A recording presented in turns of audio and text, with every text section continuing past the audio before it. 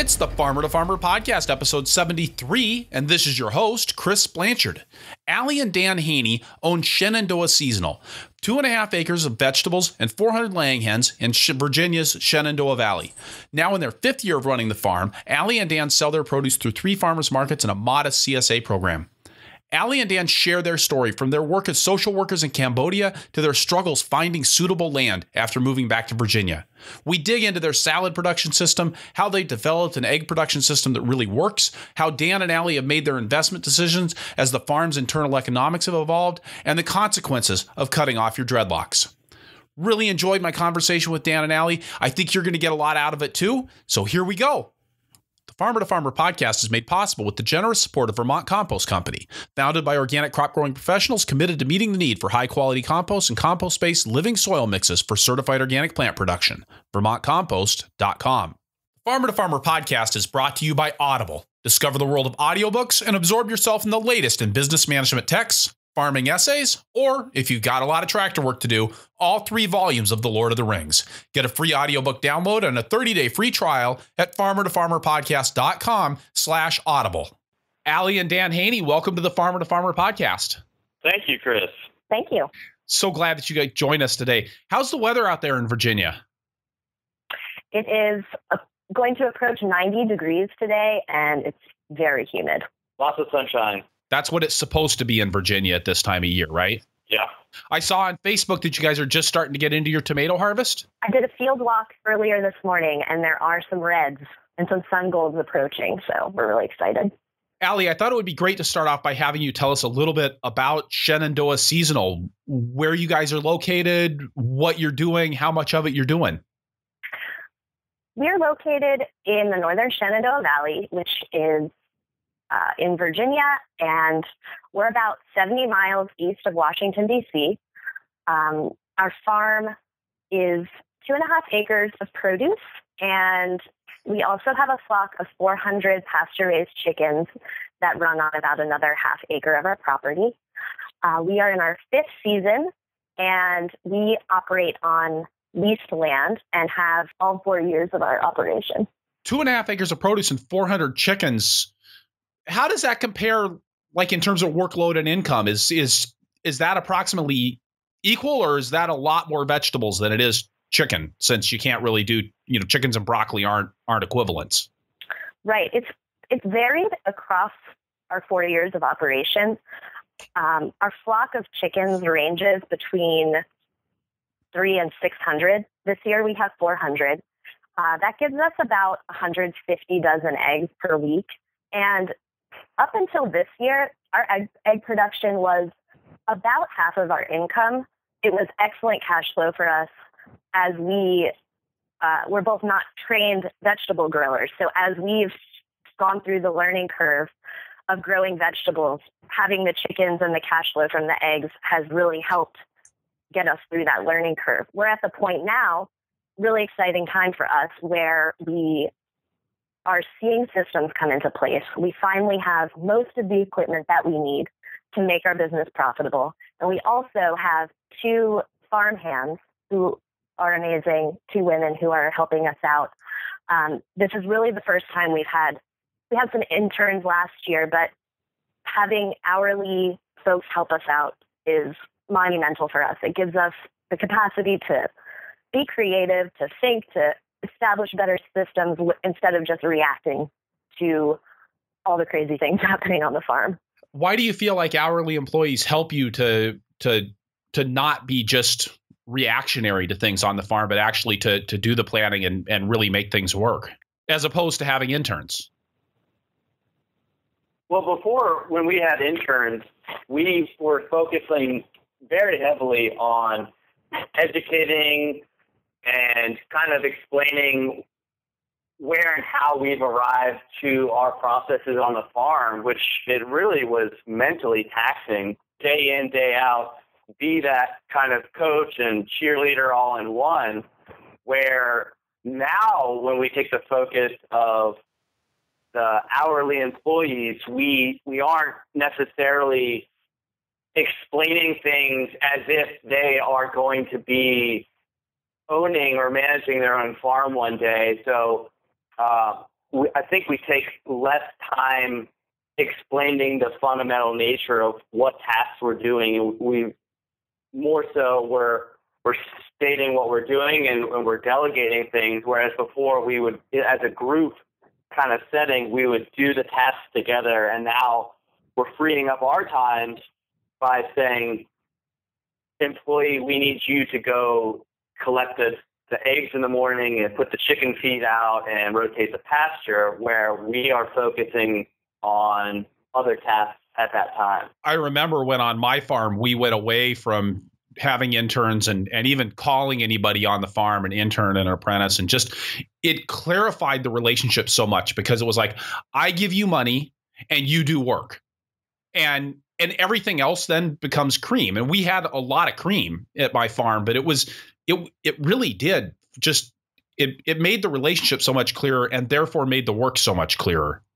Exactly. And we are not what we recognize is we're not in a capacity right now to be teachers. We have a lot to learn, but more than that, it's that we need the time to do other things.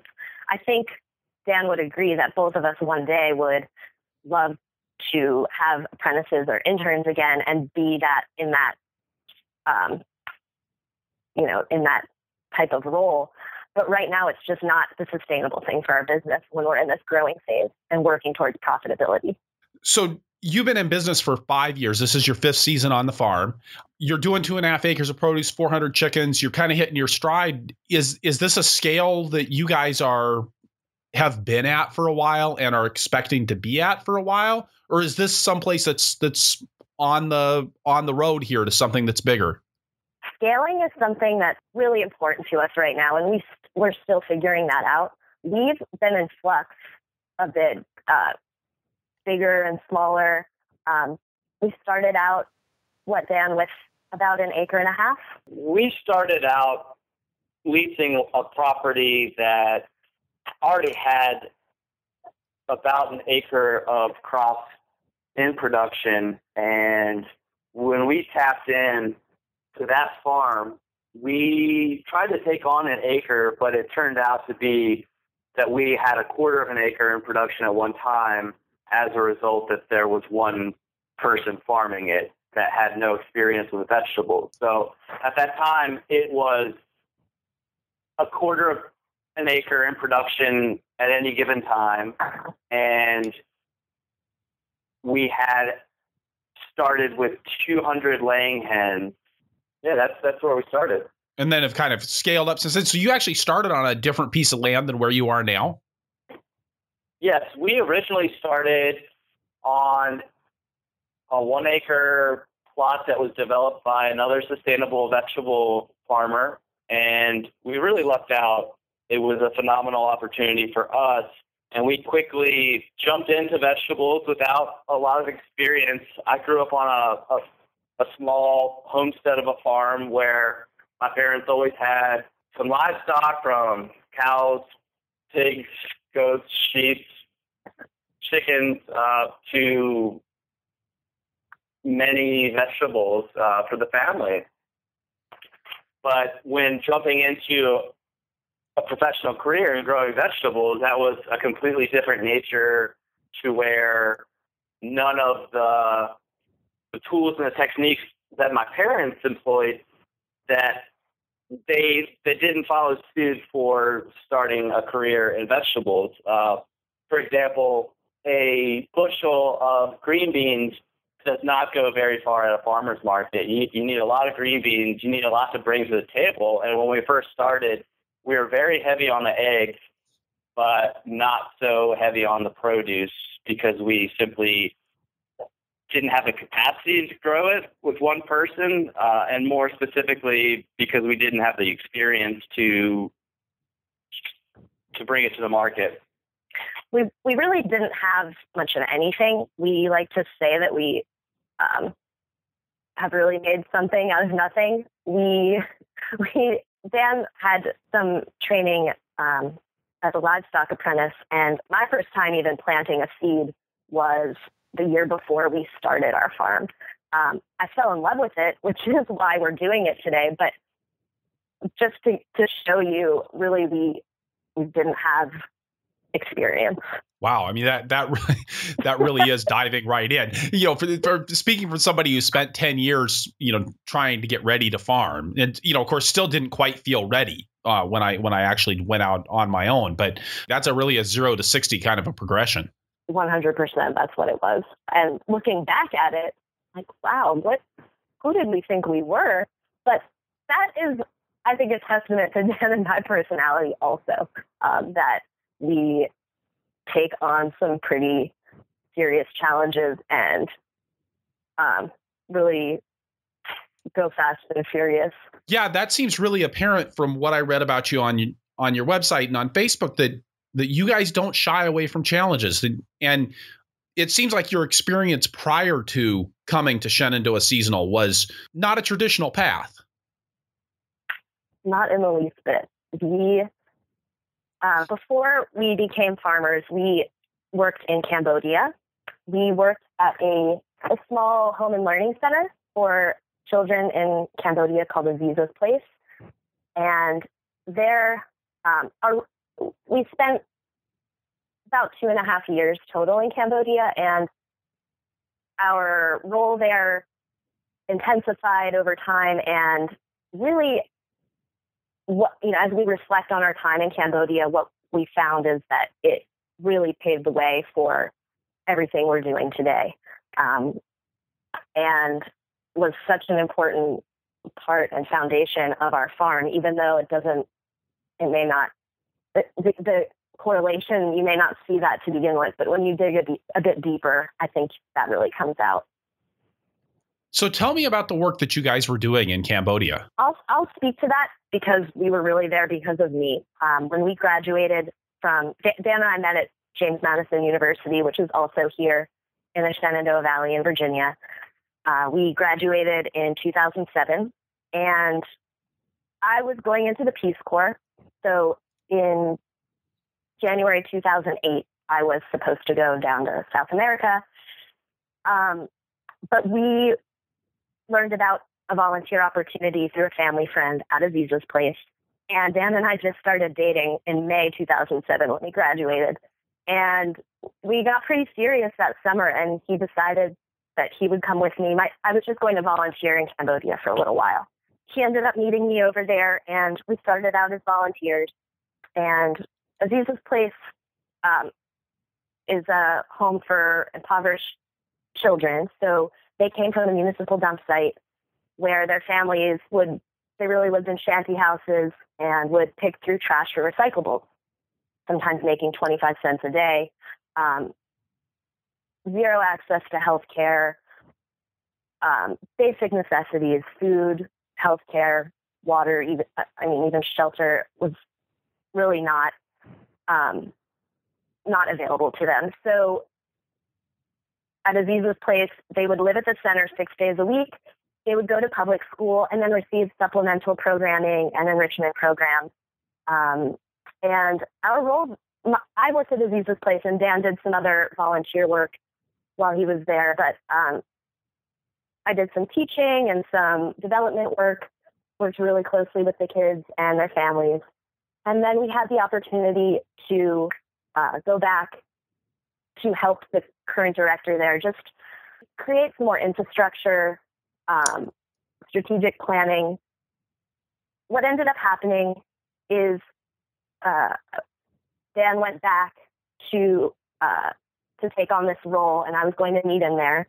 And the current manager of the school, who was an American, died unexpectedly. And so what happened is Dan really had to take on the full responsibility of the school. And I joined him 3 months later, and it really fell into our lap, running the whole school. Our goal there was to transition to Cambodian leadership. We never wanted to stay in Cambodia, for a long time, but we were able to do that. Dan worked on finances, I worked on programming, we built a community development program. We really created a strong mission and vision for the school and created a community development program. So a long story short is that Dan and I worked very closely together running a nonprofit, which is very similar to running a business. So these are some of the building blocks that we found that we work excellently together. We love to work together. And I'll kind of let Dan take it from there, how we transitioned from Cambodia to farming in Virginia. Yeah, because that does seem like quite the transition, especially because you weren't working in agriculture in Cambodia. Yeah, really for me and inevitably for us in the end, in Cambodia, there is hardly any seasonal change. It's located in the tropics. It's right next to Vietnam. And so it's got this wet season and a dry season, and it's constantly 100 degrees and 90 degrees of humidity, or it's 85 degrees and a little bit lower humidity. But there was no sense of time and no seasonal change. And coming from the Shenandoah Valley, where there's 4 seasons, you really miss home. And after about a year to a year and a half of being in Cambodia, I started to daydream about what my ideal life would be. And I grew up on a farm, and I was used to working hard physically and doing some of those things associated with farming. So my vision turned into I need to be working outside where there's 4 seasons, and of course doing my own thing with my wife, because we've spent so much time working together that we quickly realized we should just continue this working together. So naturally, it came to us thinking of crossing social work with agriculture and maybe bringing some of our skill sets back from Cambodia to Virginia or West Virginia to help out some impoverished communities in Appalachia, to some other kind of social work that we could scheme up and mix with agriculture. And then I think that quickly faded away after spending some more time in Cambodia, and we realized that we really needed to focus on ourselves and work for ourselves, and not probably go or continue in the social services industry. It really wore us out. And so when we came back, I had been communicating with my parents, and it seemed natural that we would probably start farming on their property, since they own some land and they are not full-time farmers. They're more hobby farmers. So I thought that I could use their tools and some of their land to get started. And when my parents heard that, they were not very receptive, and they said that I needed to get some experience before we started a farm together as a family. And so I decided to get an apprenticeship at a local sustainable livestock farm. And I was really trying to hone in on some skill sets that I was already familiar with, but to make it profitable, as opposed to being a homesteader in which you're providing for yourself to you're trying to make money. There's a separation from my family that can Dan and Allie make this happen? And so I think they were really trying to be a little protective of us.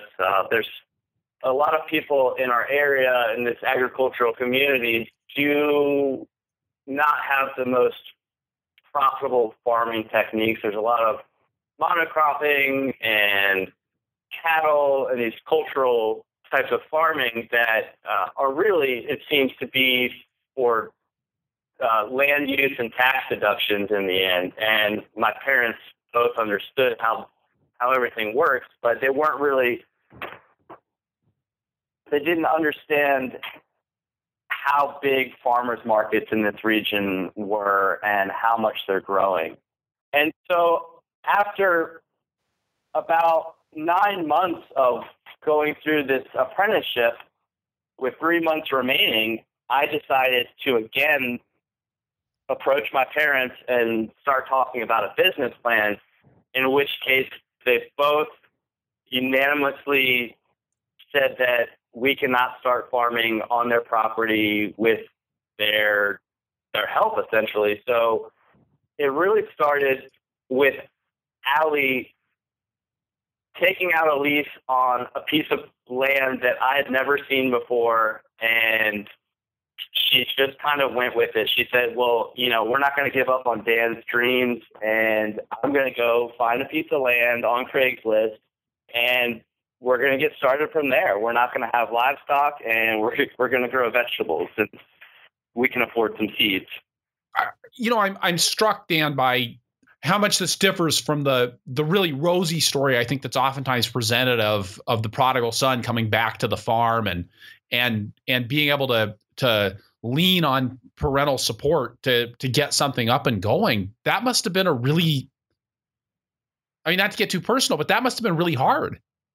Yeah, it definitely offers its set of challenges, and it still does to this day, honestly. I mean, we're 7 miles away from their property, from my parents' farm, and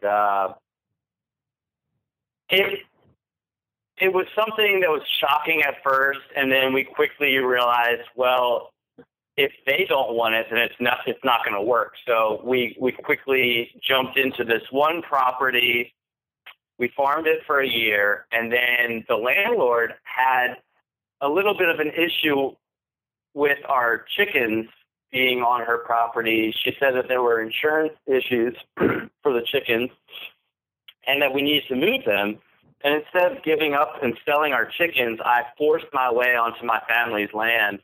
Without their permission, I just said, I'm your son. I'm gonna take it over. I'm gonna do what I want, and you're gonna have to deal with it.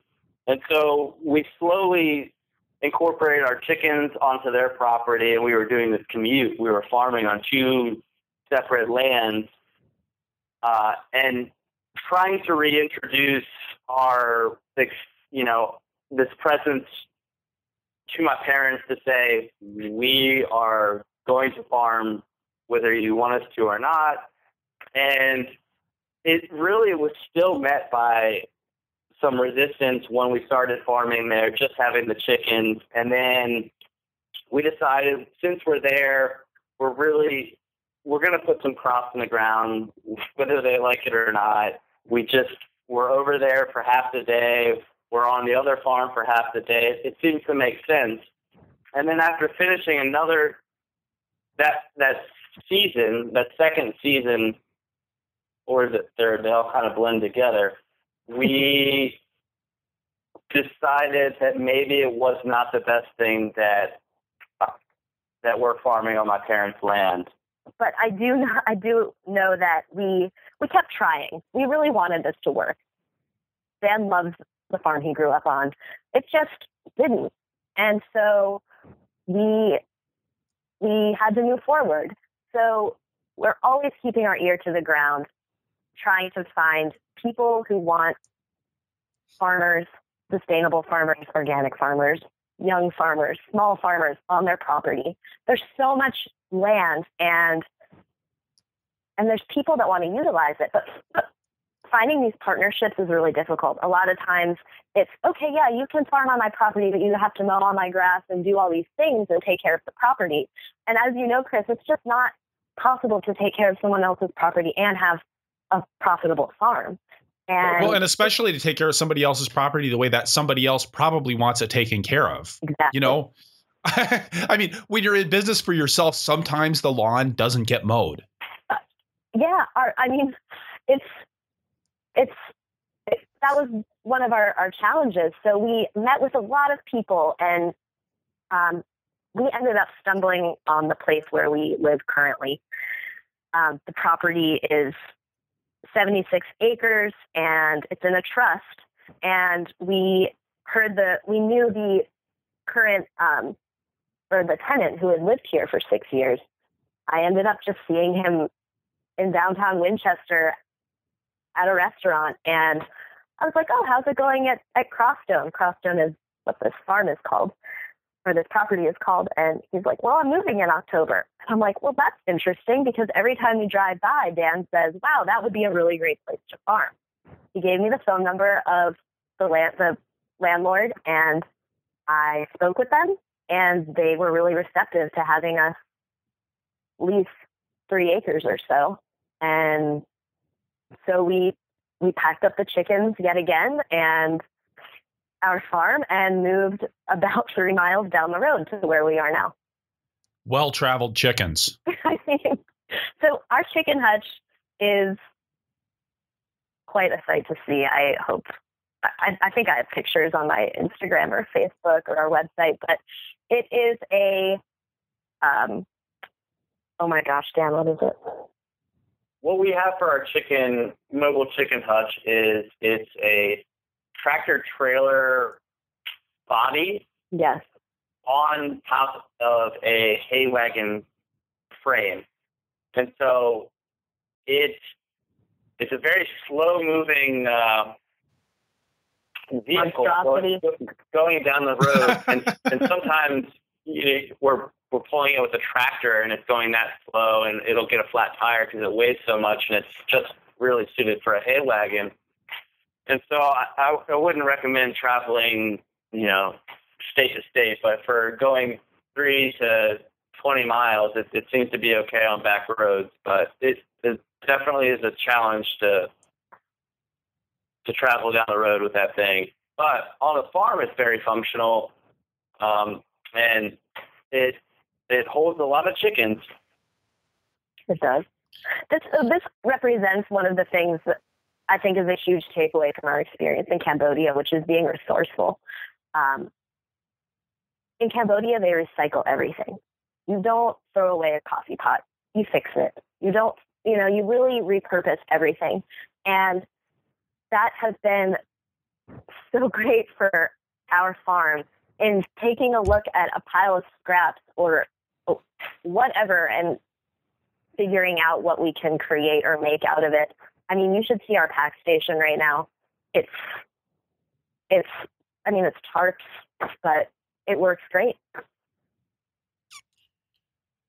So tell me, I'd like to dig in just a little bit more with the chicken side of your operation, because we had 200 laying hens at one point at Rock Spring Farm. And it was our second or third year of production, and I mean, it was almost all consuming to manage that many eggs and that many chickens. So how are you guys doing your chicken production? I mean, you're sustainable, organic, hippie farmer type. So I assume you got them out on pasture.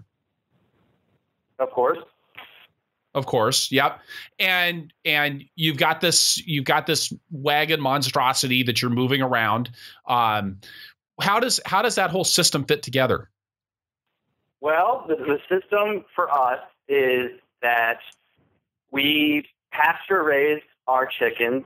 So we feed them chicken feed, of course, because for production, for high yields, to make us profitable, we do incorporate a non-GMO, non-pesticide and herbicide feed that's tested and verified, because we like to incorporate this into our vegetable production as well. I think they kind of go hand in hand in the aspect that we are cutting down on the cost of our chickens eating feed by pasture raising them. So I would like to think that sometimes 50 to 70% of their diet comes from the land. And then we ration out this feed to really bulk up their carbs so that they lay a lot of eggs day in, day out. But what's really important that adds value to our farm as well is that we are adding fertility to this really clay-based soil. So it's not the best soil around. It takes a couple of years for us to really see improvements upon the soil. So we rotate the chickens. On a wet week, we rotate them twice in 1 week to really keep the eggs clean and manageable. And I think that is something at first that we didn't recognize because we had a lot of time and a strong focus on the chickens. And we quickly learned that if we were going to keep doing the chickens, we had to make the whole system from collecting eggs to washing their eggs to rotating them on pasture. We had to make that streamlined. And so part of it is making sure your chicken hutch is super clean so that your eggs are super clean so you don't spend all day and all night washing them. What I will say about the chickens, because it's not my favorite thing to do. I really love growing produce, and chicken management of the chickens has been a constant struggle for me. But it really now, season 5, I'm seeing the streamline with pasture rotation, clean eggs, even egg washing. Dan and I are so fast at egg washing now. It's unreal. But we have someone helping us feed the chickens 4 times a week because we feed them twice a day. They need new water twice a day. So having someone help do that, this is the first year that we've had that. And we're really feeling the pressure ease off from chicken management, which was really high before and keeping us from planting or working in the field. But it was also at that time sometimes more profitable. So that's where we felt that it worked so well for our business. Further, the cross-marketing at farmers markets is excellent. So people love our eggs, and then we work to turn them into also eating our vegetables or vice versa. So when you've got the chickens out on pasture, you're using it looks like an electronet fencing for them. So like an electric netting to keep them in. Yeah. For our farm, we also have somebody that co-leases the land who has about 40 head of cattle. And for us, when we first got here, there was no fence to separate the cattle from our vegetable garden. So we quickly developed this electric fence system to keep the cows out, which is essentially 5 strands of the poly tape for cattle that is wrapped around tomato trellising stakes. And so for about 4 acres, we have fenced in of this electric net that is then hooked up to an electric charger that charges the fence. And from there, right around the perimeter of our garden, we have access to tap into this electricity. So we hook up the poly net to that in a kind of a rectangular shape, and we have 4 sets of nets. 2 sets of nets are in use at any given time, and we mow a little bit of grass with a string trimmer in advance if the weeds are that tall or bad, and then we put the other 2 fences in front of where we're going to move to. We pull the hay wagon with the truck, 4-wheel drive, ahead to the new pasture. When we feed the chickens, they all kind of flock over to the new pasture, and then we close the fence and get it ready for the next rotation. So you've got the cows are mowing ahead of the chickens, so that you're not moving them into like 2-foot tall pasture grasses. Yeah, the pasture is generally pretty low in comparison to if it was to just grow however it wanted. Now, there's not the best management practices with the cattle that are on this property. So there are a lot of weeds, lots of thistle, and that's primarily what we string trim down. And it helps a lot for the chickens to see where they're going. And we also have livestock guardian dogs. So if there's a lot of thistles, if there's a lot of burrs, there's these kind of pest weeds, we try and remove them from the pasture, not only for the short time gain, but for the future, we are kind of hindering the spread of these weeds as we go through. The chickens really mow them down afterwards, and I think it's a good process, especially as we're going around the perimeter of our vegetable garden. We're saying, okay, that's where we're going to put some crops next year because we know we've enhanced the soil fertility there. So it is part of your vegetable rotation then to be putting the chickens on a piece of ground and then taking that essentially out of pasture production, putting it into vegetable production. Yeah, that's the plan, and we have done that already. We started out doing that from the very beginning, but we quickly thought about how we need some time. We need about 6 months in between when the chickens were there and when we put crops, just so we don't cross-contaminate the crops. We don't add any extra bacteria from the livestock that, would make somebody sick if they were to consume some spinach from that spot. So then when you guys are doing the egg collection, you said that that's something that's gotten a lot faster in the last couple of years. What's changed with that? I think it's just practice. Dan, I heard Dan the other day at market. What did someone say, Dan? Someone said, how do you know they're not cracked? And Dan's like, I've been washing eggs for 4 years. I just know. And it's kind of true. You develop a method of washing really fast, checking for cracks, and packaging so that you get a beautiful looking dozen of eggs. It's really just, we've had some people help us in the past with washing eggs, and sometimes our current employees do help, but for the most part, as much as, we don't really want to, it is Dan and my responsibility because we have gotten so fast at it. Yeah, you get trapped in being the people that are the best at it. Right. So when you're washing the eggs, tell me about the setup that you got for that, because it doesn't sound like you're doing that with a machine. No, egg washing machines are quite expensive. They can be, I've heard, up to $10,000. I think our first year, we purchased a utility sink, and we've been washing them in this utility sink with warm water. And that's it. And just a scrub brush or something to get any manure off. Yes. If there is some, we'll use a scrub brush. Yeah. And then, are you candling the eggs as well, or is it just a washing process? Just a washing process. Okay. And then, where is that located? Is that separate from your vegetable washing area? We cycle it. The sink is mobile, and so it is under the same.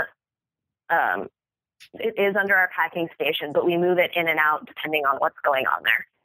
And we never have the facility set up at the same time that we do our vegetables. So we generally, when we wash our eggs, it's always the night before we have some market. So the night before the CSA, we wash 40 dozen eggs.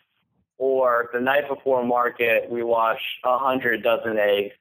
And then we pack everything up. Like Allie said, it's a mobile sink. So we take the sink out, and then we disinfect the concrete floor, the whole 9 yards, and then start prepping everything for the vegetable production for the next day, the next morning. And then at our markets, we are selling our eggs for $6.25 per dozen. And a little marketing trick that we've used from day one is that if you return your carton, we discount 25 cents. So for the most part, our eggs end up going for about $6, depending on if it's our loyal customer or not. And we're pretty specific about the type of marketing we use. We have really nice, like newspaper brown egg cartons with a label that a graphic designer friend of mine created. So we spend money on these cartons. They end up being about 40 cents per carton, but they look really clean and nice, every dozen.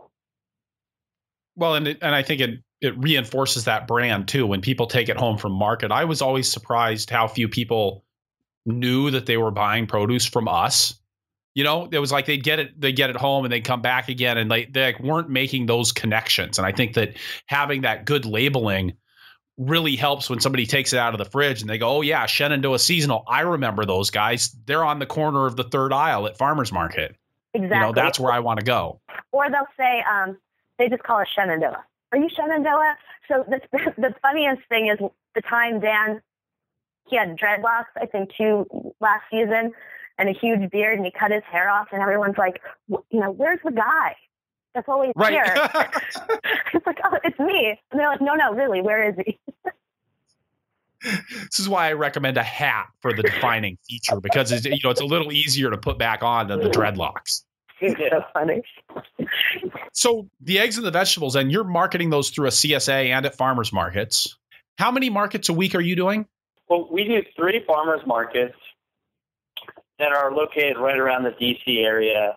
And then we have our CSA outlet, which is, we have 65 members in total for the CSA. And we have 2 CSA pickup spots. So we have one in our local downtown area that we drive 10 minutes. We set it up in the downtown shopping center, and we offer our CSA pickup. And then we have a little farmers market display for the community as well. And so we pick up a little bit of money there on the side for just doing a CSA pickup. And then we do an on-farm CSA pickup as well. So we have 2 CSA pickup locations. And then we do one wholesale currently. We've done a few throughout the years for wholesaling to different restaurants or grocers. But there's one that we've found that's really consistent with purchasing our produce to purchasing our eggs. And they are a very high-end French restaurant, and they're our neighbors. So it really isn't far to make that delivery. And we're fetching phenomenal prices for what they want, although we're changing some of our production to meet some of their needs, because with high-end French dining, they want these really tiny radishes that are no bigger than the size of your fingernail, to these baby beets with very superb greens. And we make sure everything is spot on for them. So when we're harvesting and when we're packaging, it does cost us a little bit more time and effort to make sure that they're getting the product that they need, but we're also getting sometimes up to 3 or 4 times the amount per unit by wholesaling to them. So we're pretty big fans of them for our wholesale outlet, and we realize that it's a really unique situation that we're in with them. So we've continued that throughout the years. And then the only other marketing outlet that we have is we do a spring plant sale where we do all kinds of vegetable starts to herbs. And then we do another plant sale in the fall. Are you guys doing 4-season production?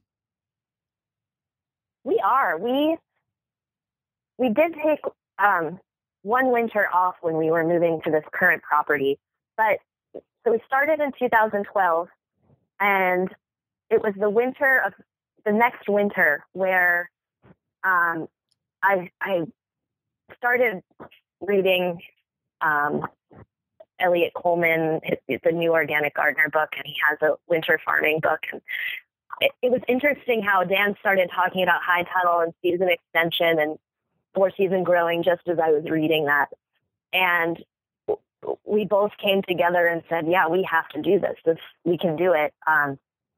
We weren't making a lot of money farming and really wanted to have income from it.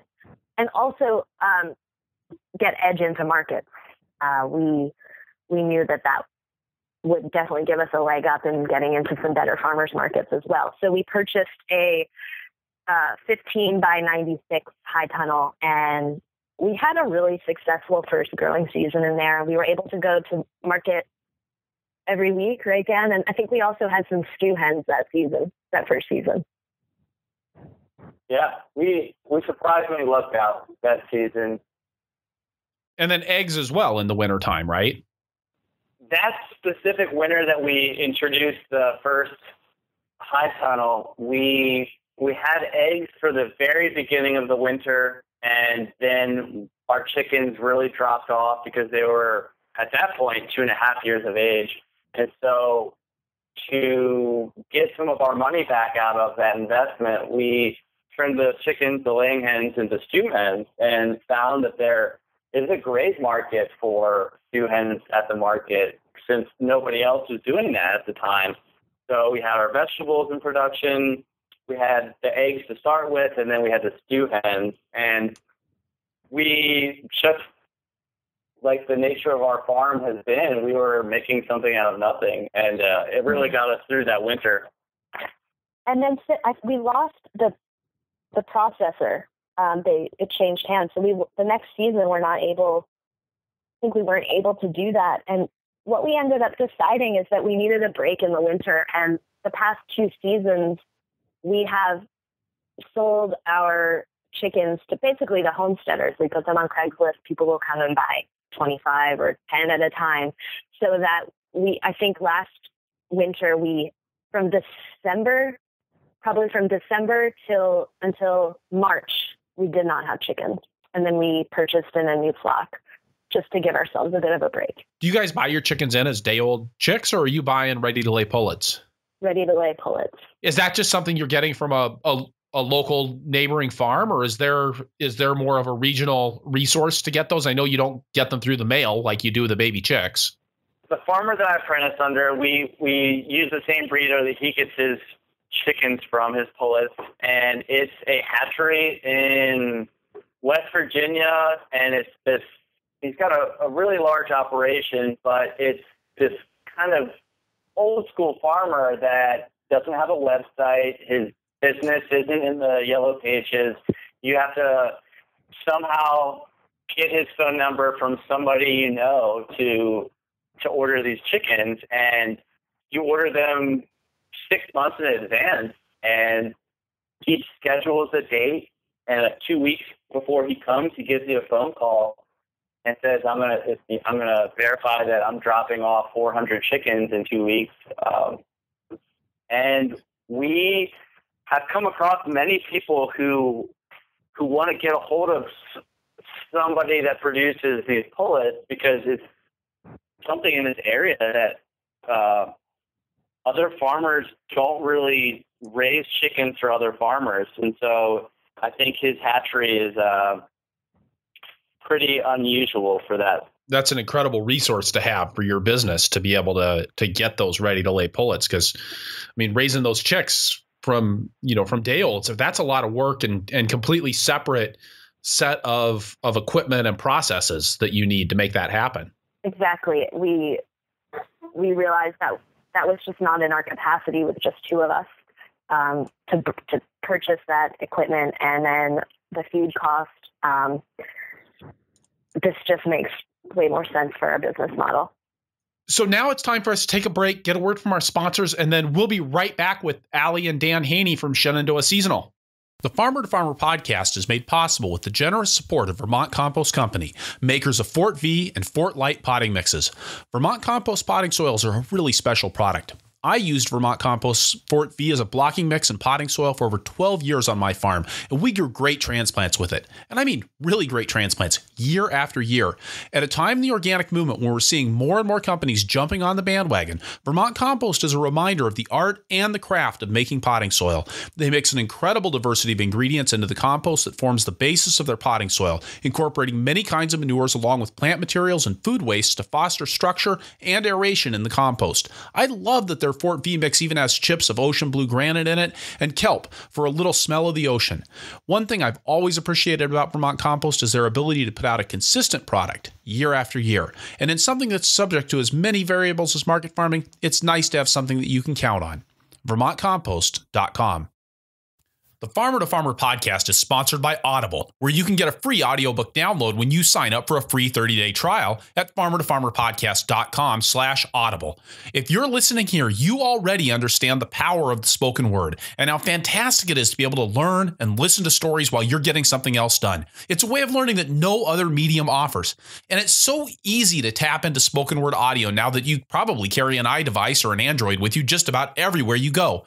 Audible provides access to over 100,000 titles that you can choose from, ranging from great science fiction to business titles. If you want to give Audible a try with your free download, let me suggest having a listen to Atul Gawande's Checklist Manifesto. The title makes Gawande's book seem narrow in focus. It's anything but.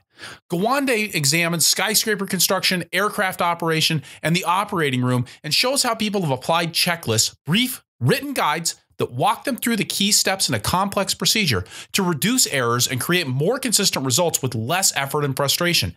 The book is loaded with great suggestions for using checklists in your operation, for yourself and for your employees, and you can get it free. Just go to farmertofarmerpodcast.com/audible to get your free download of the Checklist Manifesto or any other book from Audible's extensive library. All right, and we're back with Allie and Dan Haney from Shenandoah Seasonal in Virginia. So, Allie, can you tell us a little bit more about how your vegetable side of the operation works? What kind of a system are you using for production there? Our system for vegetable production is really coming together this season, started last season, and we're seeing a lot of the systems come into place this season. We're using a raised bed system. We use a walk-behind tractor, a BCS with a power harrow to prep the beds. Bed prep and tractor work is almost 100% a Dan task. It's one of the ways we split responsibilities, where crop planning and seed ordering is more in my realm. So Dan isn't a huge book reader, and I am. And so I came across The Market Gardener by Jean-Martin Fortier probably 2 years ago now. And the book really personally changed my life. I also went to a workshop and listened to him talk about his methods and systems, after reading the book, which was such an enormous help for me. And I'm a self-proclaimed JM groupie. I'm such a dork. But anyway, the system has really, I just remember sitting in the workshop and being like, it's coming together. This is changing my life because I understand how this should all be systems. If I had done an apprenticeship at some kind of vegetable farm, these are probably things I would have understood from the get-go, but, it just really helped me understand that we needed certain tools and systems to go forward and be profitable. So we did purchase the BCS last season. The power harrow was on back order, so we didn't get that until last June. So we were really kind of backlogged with weeds and turning beds over until we got that power harrow.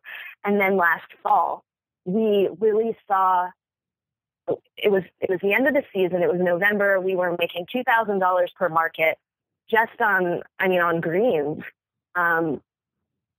because we had the power harrow, seeders, the salad harvester. We just had these systems that we saw come into everything just kind of synchronized. And that's carrying over into this season. So we have the 30-inch raised beds with 18-foot centers.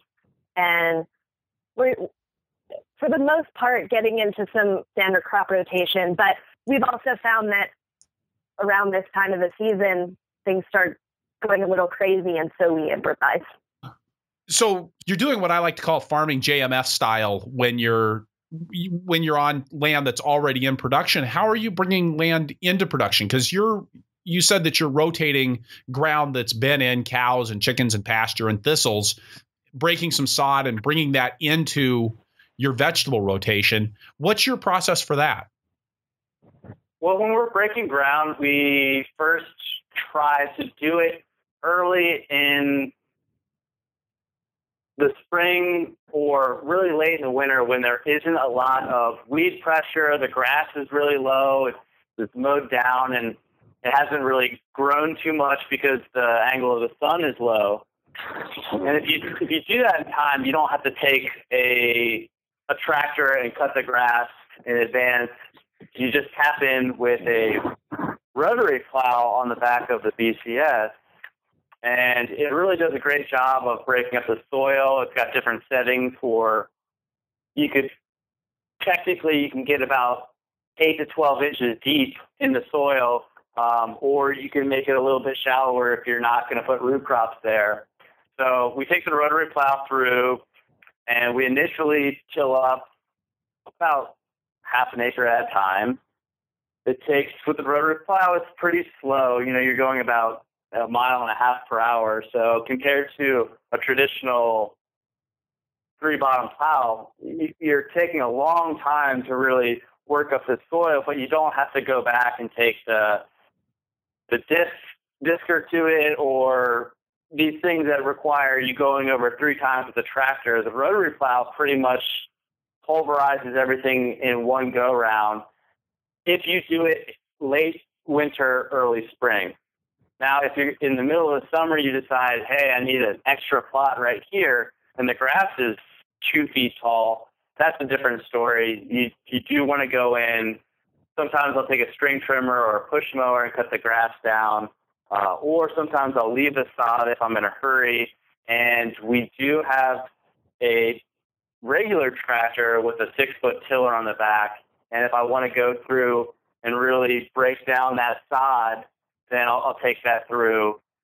But again, the rotary plow is such a useful thing.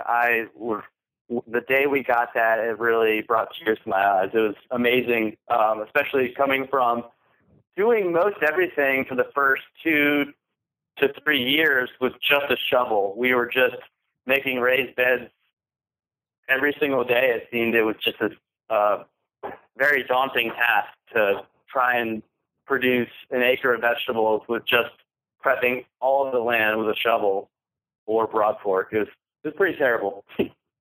Wow. So the rotary plow, can you tell us a little bit about that tool for folks that aren't familiar with it? It's not something that I've ever used or even seen in action except on video.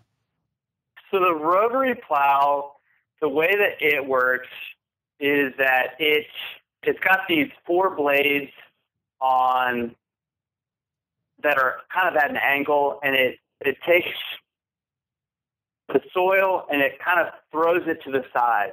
So it constantly is chugging along and working into the soil about 8 to 12 inches, and it throws it all to the side. Whereas a plow, when you put your plow marks in, it kind of folds over to the side as you're pulling through the field. This essentially is the same idea, but it's pulverizing the soil a lot bit more than a standard plow would do. So by the time you work up all of the soil, and again, if you do it early in the spring, it's ready to go at that point. You just add your compost, broad fork it in. It's like I said, it's an exceptional tool, and it mixes the soil really well. It also you can create raised beds with it. Right, because it's not just like with a traditional plow, you're basically creating a plow furrow, and that becomes your walking path, right? Correct. Yeah, it's like I said before, it really tosses the dirt to the side. So you can toss it to the left and then go back and toss on the opposite side of where that bed is. You can toss it to the right, and essentially you can work up a raised bed that after you've gone through and just initially plowed it all, it's already loose. It's already got the depth of about 8 inches at that point. Then you can go and shape your beds with it, which is really nice. It's also the perfect tool for going through and hilling potatoes. There's a lot of uses for it. It sounds like this is a purchase that you guys made that was extremely valuable, you mentioned earlier that as a result of your experience in Cambodia, that you've also learned kind of how to scrap things together. How do you guys find the balance between buying, a brand new rotary plow, which are not cheap, and trying to figure something out with some tin and duct tape to do the same job? Usually in the past, when we would make a purchase, we made sure that it had at least two uses. So if we were going to buy this rotary plow attachment on the BCS, we were going to say, okay, we really need something to work the soil, break some ground, and then we also needed to do something else. So it also makes these raised beds for us, so it's also a bed shaper, and it's also something we can use to hill our potatoes, our beets, whatever it is that we need to hill. And so that's an example of our purchases in the past. We looked at each purchase that was sizable and said, okay, we can use this for multiple purposes in the past. And that'll create these huge savings in the end, and it will make that purchase a lot more profitable. Now, we're kind of at the point where we have a little bit of money to make expenses, so it's not as big of a deal. And we just, for the rotary plow and the BCS altogether, these things came through a loan, actually, through the BCS company, I believe. Right, Allie? Correct. They provided the financing for the BCS, so it made it possible for us. So the financing actually, did that come through BCS America, or was that with your local dealer? Our local dealer hooked us up with, they had this promotion going on with BCS. Oh, okay. Great. Mm-hmm. Yeah. And I'm asking because BCS is a sponsor of the show. And so I'm curious how that sounds like something that people might be interested in knowing about and being able to use. Right. So we, out of Chambersburg, Pennsylvania, Shanks Lawn Equipment, they're about an hour and a half from us.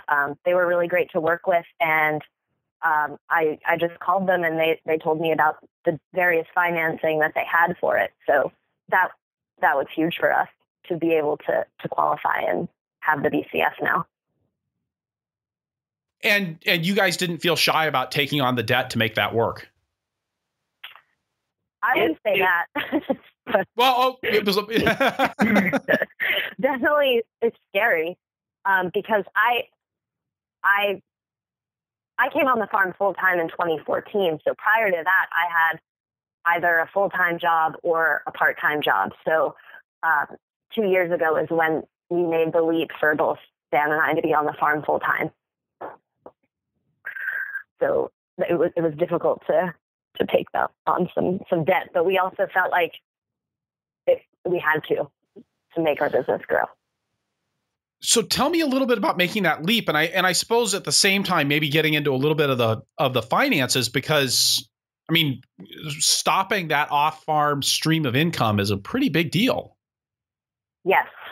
So when we came back from Cambodia, Dan was really the lead at starting the farm. In fact, I was still working in the nonprofit world and, didn't have the intention to be on the farm full time. I was commuting an hour and a half into a DC suburb and also working the farmers markets with Dan every weekend and coming home and helping in the field. And it was pretty intense because my job was also pretty intense. So I started looking at the finances and realized that we were living paycheck to paycheck and that I could get a part-time job closer and help more on the farm and still live paycheck to paycheck. So that was the first leap we made. And then, so that income definitely helped sustain farm operations, or at least our cost of living. We started our farm with about $15,000, really not a lot of money. These loans that we're talking about didn't happen until last winter. So the first 2 years or so, we really scraped by with what I was bringing in from the off-farm job, what the farm was making, until some of these loans, we were able to qualify for some of these loans. I was sitting at a farmers conference in January 2014, and I was listening to a family farm. They were giving a talk, and I just kind of had a revelation that this is what I wanted to do. I wanted it to be my full-time gig, and just for Dan and I to work together and build this business for it to be our livelihood. And I think 4 months later, that April of 2014 is when I came on full-time. And that, at that point, it really catapulted us because we just had more of a labor force, so we were able to do more. I mean, it's such an interesting balance, I think, when you're making that transition, because you've got this off-farm stream of income, but that comes at a huge opportunity cost, like you just said, in terms of your time and involvement on the farm, your engagement even with Dan in the business process, much less the actual labor of getting the work done. And you talked a little bit about deciding that that's what you wanted. Were there indicators that you guys had from a financial perspective that said, hey, this is the right time to make this transition? I don't think that there was a financial indicator. Obviously we saw that our market demand was growing and that we were starting to produce a little bit better. So I think we had faith in that. But I thought of one, Dan. Okay.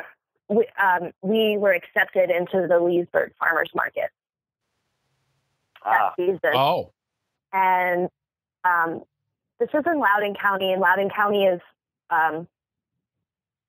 it's a pretty wealthy county. It's a Washington D.C. suburb, and Leesburg is a well-established market. And I think we knew, or we had been accepted to the market.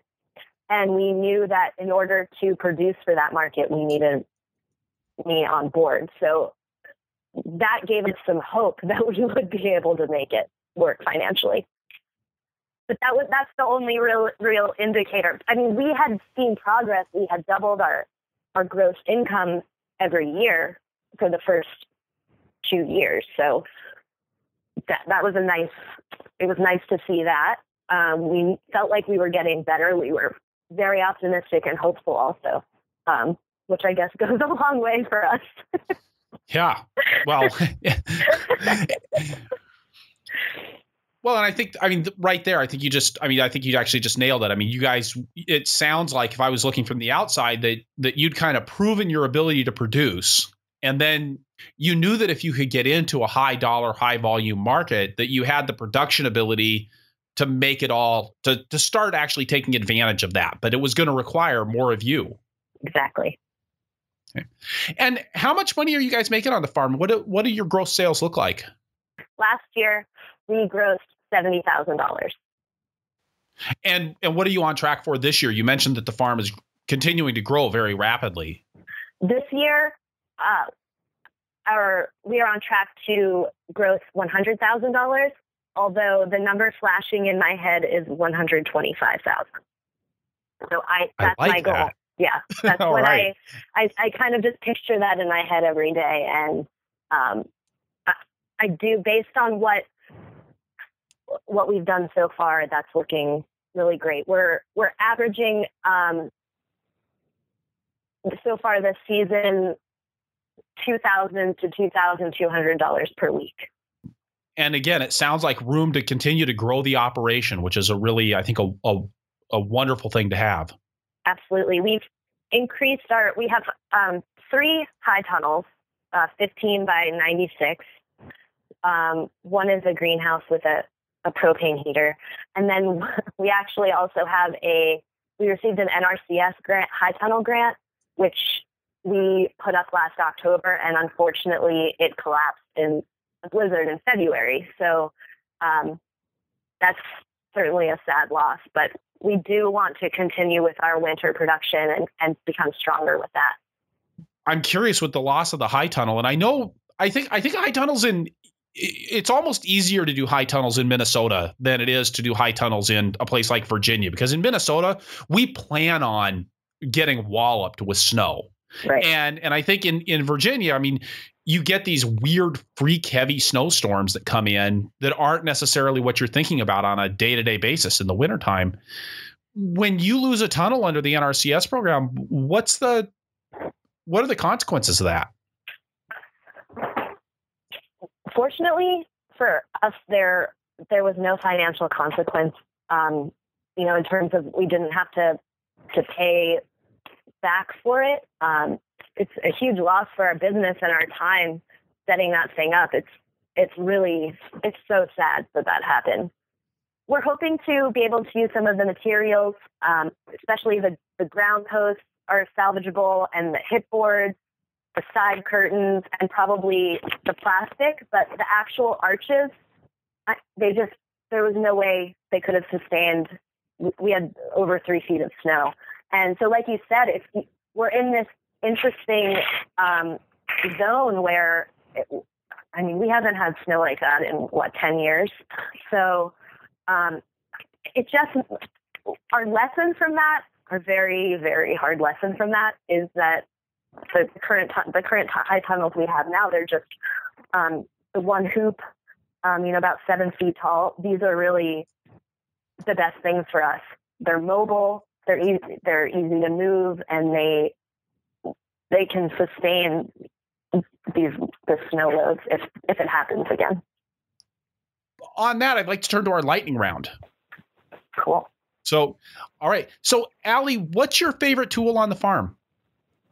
My favorite tool is my 4-bay precision seeder from Johnny's.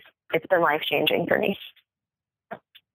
So talk to me about how you guys are using that, so talk to me a little bit about what that tool is for folks that aren't familiar with the 4-row precision seeder from Johnny's. So that seeder, the reason we chose that one over the 6-bay is just cost. I think it costs about $250. It has, it's a wheel. I think from the outside, it looks like an easy tool to use, but you really can become pretty skilled at it, because there's different hole sizes you can adjust, and there's brushes that let out the seeds at different rates. So it's great for us for our radishes and salad greens. We really do a lot of successions of salad greens and radishes. So it's just an extremely important tool for us. And this allows you to put those seeds, or put those rows really close together, right? I think it's 2 1/4 inches apart. Yes, exactly. It's great for the intensive spacing, and for the standardized beds that we use.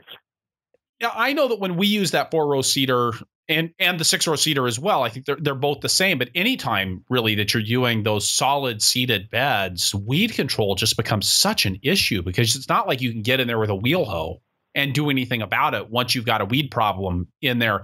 How are you guys managing the weeds along with that 4-row seeder? Well, what we do is we tend to only plan on harvesting from each succession for about 2 weeks.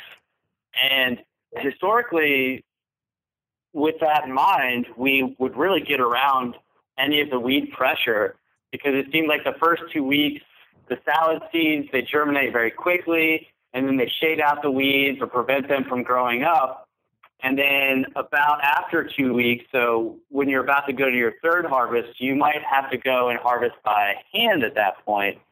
But we have kind of set up the system to only harvest from the salad specifically for 2 weeks, knowing that we're going to harvest it with the salad harvester. Right. The quick cut greens harvester. Which happens to be Dan's favorite tool. Okay. So you just stole my thunder there, Allie. Sorry, I did. So Dan, why don't you tell us a little bit about how that quick cut greens harvester works? So the greens harvester, it is essentially, it's like this bread knife that is attached to this pivoting arm that's attached to a small basket of sorts that is powered by a cordless hand drill. And so if you have a 30-inch bed, this harvests 15 inches. It's probably 18 inches wide, but you get, as you're going down our really intensive 30-inch raised bed with the salads, it cuts half of the bed at one time. So sometimes for us, we've always grown on a slope, and we will harvest the side that seems like it's growing faster, usually the side that's south-facing. That side's growing faster than the other side because the other side of the bed gets a little bit shaded from those other crops. So some weeks when we say we're going to leave some of these crops for the CSA harvest next week, then we'll harvest just one side. We'll go through, you squeeze the trigger on your cordless drill, and it takes this bread knife and pivots it back and forth, and you can control the speed in which it's cutting. So, and then it has these kind of like a car washer to actually, after it cuts the salad at the base, which is maybe an inch and a half off the ground, you just leave some of the new leaves for regrowth so you don't kill the plant. But it'll take these car wash kind of tines that are real soft. They're made out of fabric, and it forks it or like throws it into the basket for you as you're going along. So there's a couple of different mechanical processes going on as you're going through. But I go in with the salad harvester, and Allie follows me with her harvesting bin. And every time I get a full load, she's behind me. I drop the salad into her bin, and then I keep cutting. And we noticed at the end of last year, we could harvest about $2,000 worth of greens and baby greens in an hour. And everything, if you do it properly by doing the 2-week succession intervals, keeping it weed-free, there's no sorting at that point. We don't wash our greens hardly anymore unless it's a rainy day. For us, it creates a better product that's longer lasting. And since we use row cover to keep the insects off for growing organically, there's no dirt and debris that's caused from heavy storms. The rain will really generally splash up a lot of grit and dirt on your crops. So it has really been super beneficial for us to not only follow John Martine's kind of intensive setup, but with those two tools in mind for both planting intensively and then harvesting intensively, it's really been profitable for us. Dan, what's your favorite crop to grow? My favorite crop to grow is probably, I would say, salads, because we have now the system, tools, and techniques to grow it, and it's a pretty big moneymaker for us. And we've noticed that at our farmers markets, most of the farms that we have at the farmers markets that grow vegetables, they are 3 weeks ahead of us in terms of their climate. So right now it's summer, and these producers are starting to bring in cucumbers and tomatoes and things that we don't necessarily have yet, but we're capitalizing on still bringing our salad greens and baby greens to market. And as we, over time, built up our markets, a lot of our clients know us as the greens people. Allie, since you're really the person that loves the vegetables, what's your favorite crop to grow? I really love Swiss chard. It's, I guess I'll call it my spirit vegetable. I just feel like it's beautiful, resilient, grows all 4 seasons, and it's something that before I started farming, I had never eaten it before, and it's just what I love to grow. So beautiful. Is a particular variety that you like? Well, I do purchase the majority of my seeds from high mowing seeds, so I just get, I tend to purchase whatever. I don't get their mix, the mixed rainbow chard, but I will buy a little bit of all their types and mix it myself. And that's how I like to do the mix. So Dan, if you could go back in time and tell your beginning farmer self one thing, what would it be? If I could go back in time and change things, I would definitely have told myself to start with a bit more money than what we started with. To really, that was the challenging thing for us to grow.